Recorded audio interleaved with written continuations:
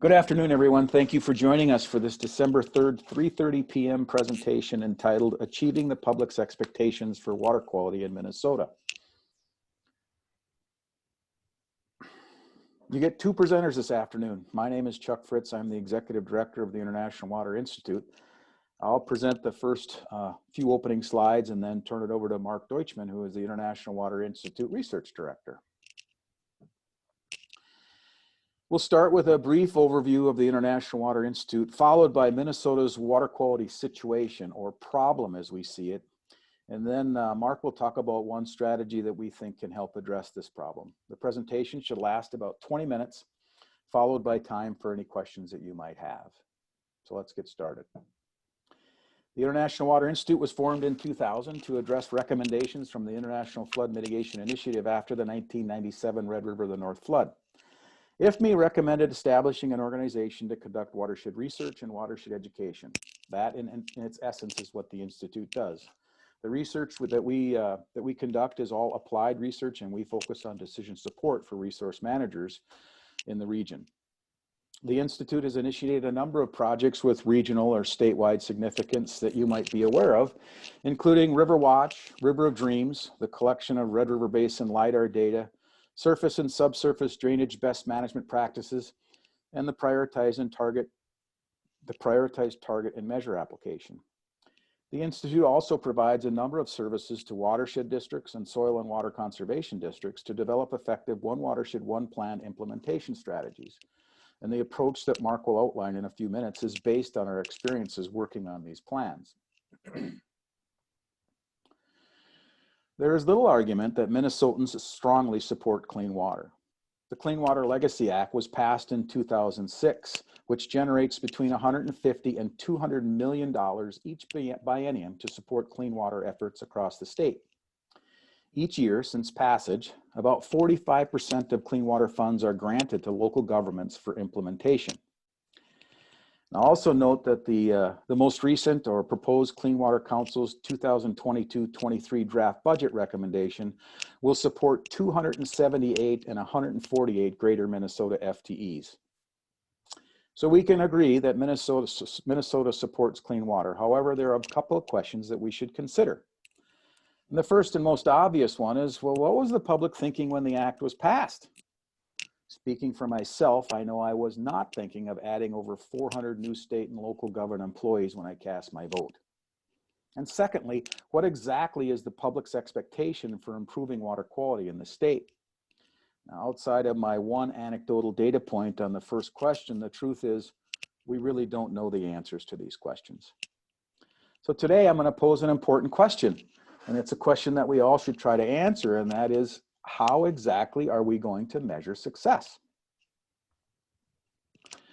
Now, one measure of success could be the amount of money spent. And certainly we have great records that kind of tell us how much money we've spent, but I would hope that we all agree that this is a very poor indicator of success. Another measure of success could be the Minnesota Pollution Control Agency's impaired waters list, published every other year. Success could be measured in the number of impaired water bodies no longer listed. Now, in fact, the 2020 report removed 4 water bodies specifically because of restoration activities. This is good news. However, the 2020 list also added 108 water bodies. And they were added for a lot of reasons, but mostly because we keep assessing and therefore we keep finding waters that are impaired. The bottom line is this: if success means fewer impaired water bodies, we either don't have enough money or we need to be much more deliberate in how we spend the money that we are receiving from the Clean Water Act. So the big question that I ask and that we've been asking is how much will it cost and what will it cost and how much money will it take? Let's do some simple math, right? Excluding the metro, Minnesota has 63 watersheds participating in the One Watershed, One Plan program. A review of completed plans indicate proposed implementation strategies range from $7 to $75 million. Now, assuming no new impaired water listings and an average of $34 million per watershed per implementation strategy, we're looking at an additional $2+ billion ask from Minnesota taxpayers. Let that sink in. And remember that the Clean Water Act generates between 150 and $200 million every 2 years. And that just under half of this total is for implementation grants to local governments. Local governments who are responsible and accountable for implementing local strategies and demonstrating improvement to Minnesota's water quality. All I can say is, yowza. There's definitely a need for a deliberate and practical approach, and we think we can help. And now I'm going to turn it over to Mark. Thanks, Chuck. So I'm going to walk through a couple key elements of what a deliberate approach might look like. We've really come to this by working with local units of government. And here I have a graphic that really kind of represents what the local folks are facing as they complete a one watershed, one plan. And you can think of the BBs in the mouth of this funnel basically as a bunch of different water bodies that they have to work on, or they're going to work on, that are identified in their one watershed, one plan. And where we see folks getting stuck locally is there's so much to work on that comes out of the one watershed, one plan. They really don't have an orderly way of putting those BBs through the funnel and come out the other end to know which water bodies they should work on first. And so that's kind of a problem for them. They don't really know where to start. And so, as Chuck mentioned, we think there needs to be some deliberate approach that the local governments can use, whether you're a watershed district or whether you're a county or a soil and water conservation district, based essentially on a few items. One is how severe the problem is, how much it's going to cost to fix the problem that's identified for that particular water body. And if we use those two criteria, then we can set some sort of public expectation and be accountable to the public for those clean water dollars spent. So I'm going to show you what that deliberate approach looks like. Again, at the local level, I'm going to use an example from Otter Tail County that we've helped with. You have the one watershed, one plan water body list. The two key elements that we're going to talk about today are how do you define the problem? How do you make sure it's something you really want to work on, even though it was identified in one watershed, one plan? Then once you decide that you want to work on that particular problem, how do you set a practical goal for that particular problem? We're not going to talk a lot today about solutions. Typically the solution is some sort of a water quality strategy that you develop, where that strategy is a mix of conservation practices and other actions. And we can, I would recommend the easiest way to think about that strategy or to do that strategy is to use a tool like the Prioritize Target Measure application once you've identified a goal. So first, let's look at how do you define the problem. I would recommend thinking about the problem as 6 different elements. The example that I'm going to use today, again, is from Otter Tail County. It's Wall Lake, which is east of Fergus Falls. That's actually a protection strategy, meaning the water quality is already good. And the big picture emphasis on Wall Lake is to try to create some sort of safety factor by reducing nutrient load so water quality doesn't degrade. I would encourage you to write down these problem steps when you work through this. Ask yourself some simple questions. First, identify the resource that you're going to work on, and then think about when you go look at the lake, how do you describe the problem? How is the problem manifested? If it's a stream reach, it might be you go look at it and there's a lot of eroding banks that you think is excessive. In the case of Wall Lake, it's algae that we're concerned about. We want to limit the likelihood that blooms and algae would occur, but more critically that those would be days that someone can't use the lake because it looks undesirable. Also in the problem identification phase, ask yourself, how long does the problem last? Does the problem last just a day? Does it last a couple days? Does it last a week? Typically, the longer that it lasts, the more severe the problem might be. Then also ask yourself, how often does it occur? Does it occur once a year, once every couple years, once every 3 years, multiple times a year? Again, that'll give you some sense of the severity of the problem and help you decide whether you want to work on it. Then ask yourself, well, how bad is the problem? And I'll show you an example using Wall Lake in just a minute, how we can assess how bad the problem might be. And then lastly, identify what you believe to be the cause of the problem. Again, we encourage you to write this down on a sheet of paper. And the reason we do that, the reason we encourage you to do that, is that by writing it down on a sheet of paper, you can share that with your colleagues, you can share it with your board members, and you can bring it to your public meetings and talk about it. And by doing that, you're confirming the problem that you want to work on, and that you are being very deliberate in deciding that's how you want to spend resources. So I wrote the problem down here for Wall Lake. And in writing it down, it looks something like this. Basically, again, we're working on a protection strategy for Wall Lake. That means we don't want the water quality to degrade further. Essentially, what we're after then, the item that's causing the problem potentially is too much nutrient, too much phosphorus. And so we want to create some sort of a safety factor by reducing that amount of phosphorus by just a bit. So we minimize the likelihood in the future that we have algal blooms and that people can't use the lake. Again, we're focused on total phosphorus as the cause, and that phosphorus causes too much algal growth. And so, you know, depending on how you look at this, the problem severity could be either low or high.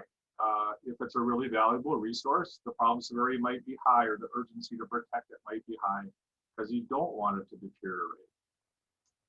So that's an example using Wall Lake of writing the problem down, defining the problem. And I'm going to show you a little bit of information that you can use to establish context. If you remember, I suggested you should think about how bad the problem is. And I also posed some questions about how often does it occur? What's the number of times that it occurs in a given year? And so we need some way or some criteria to assess that. And so one thing that you can do is actually use that monitoring data that's been collected over the years, and that's what we're going to do here with Wall Lake. But we still need some sort of criteria or context when we do this. And one of the ways you can establish context is to use the standards that are developed for the given lakes. Basically, use your monitoring data and compare that against the standards. And so for lakes in Minnesota, there's 3 different things we can look at. One of them is the phosphorus concentration level, which is the cause. And then remember, I said you should really ask yourself how the problem manifests itself. Typically in lakes, it would be as too much algae or not clear enough water. So we can use our chlorophyll A concentrations to assess the problem in terms of whether there's too much algae, and our Secchi disc visibility in terms of lake clarity. So again, when it comes to defining the problem, how long does it last? How often does it occur? How bad it is? You can use a simple chart like this. So what I have here is a chart that shows the monitoring data for Wall Lake. Each square is an individual day when the sample was taken. You can see the years across the bottom, across the x-axis, and on the left-hand axis or the y-axis is the chlorophyll A concentration. The big take-home message here is that dots that occur within the green shaded area are essentially okay. They're within the standard. Those dots that appear in the red area are above that standard of 14 micrograms per liter of chlorophyll A. So again, how long does the problem last? You can see here there are some individual measurements during the year where chlorophyll A does seem to be elevated, at least according to the standard. How bad it isn't much above the standard. The standard's 14, so it's, you know, you have values a few percentage points above that standard. And then how often does it occur? Well, you can see that those dots don't occur every single year. So it's rather infrequent. It's about once every 5 years or so that you have algal levels above that standard. And we can repeat this for something similar like Secchi disc visibility. That's what I'm showing you here, the same type of graph. In this particular case, those squares, again, are individual measurements or observations of water clarity. You can see here that in the red area, which is poor water clarity, we essentially don't have any observations. So again, asking yourself, how long does it last? How often does it occur? How bad is it? This gives you some sense of the answers to those questions. And then lastly, we're going to look at nutrient levels. Remember, now we wanted to switch. One of the things to write down for your problem is what do you think is causing the problem? So that's why we're looking at phosphorus. That leads to that algal growth. Same type of a graph. The squares are individual measurements of phosphorus in Wall Lake over the last 10-year period from 2009 to 2019. Dots in the red essentially are above the standard. So you can see we've had one measurement of phosphorus slightly above the standard of 40 micrograms per liter or 0.04 milligrams per liter. So how often does it occur? Not very often. How bad is it? It really doesn't appear to be that bad. How long does it last? You're not seeing multiple dots within a year. So it's typically fairly short in duration that you have this issue of elevated chlorophyll, elevated algal concentrations. So once you write the problem down and you work through this to ask yourself, well, really, is it a problem? You can pause at this point and say, well, how big of a problem is this now that I've seen some information? And do I want to work on it? And be deliberate in that. Make sure you want to continue. So again, in this case, we're doing a restoration or a protection strategy. So we do want to, in fact, continue work on this lake. And the next step then in that deliberate approach is to set some sort of a goal. What kind of reduction in phosphorus do you want? And I want to point out that not all goals are created equally.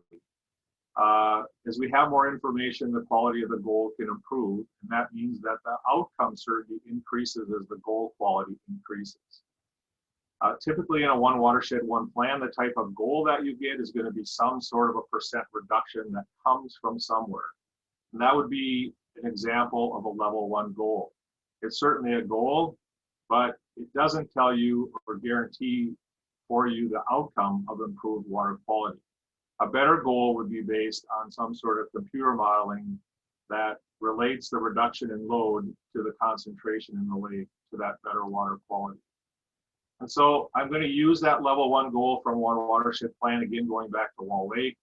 In the case of Wall Lake, it is a protection strategy. Again, we're trying to reduce the current phosphorus load by some little amount to create a safety factor to make sure the lake maintains good quality in the future.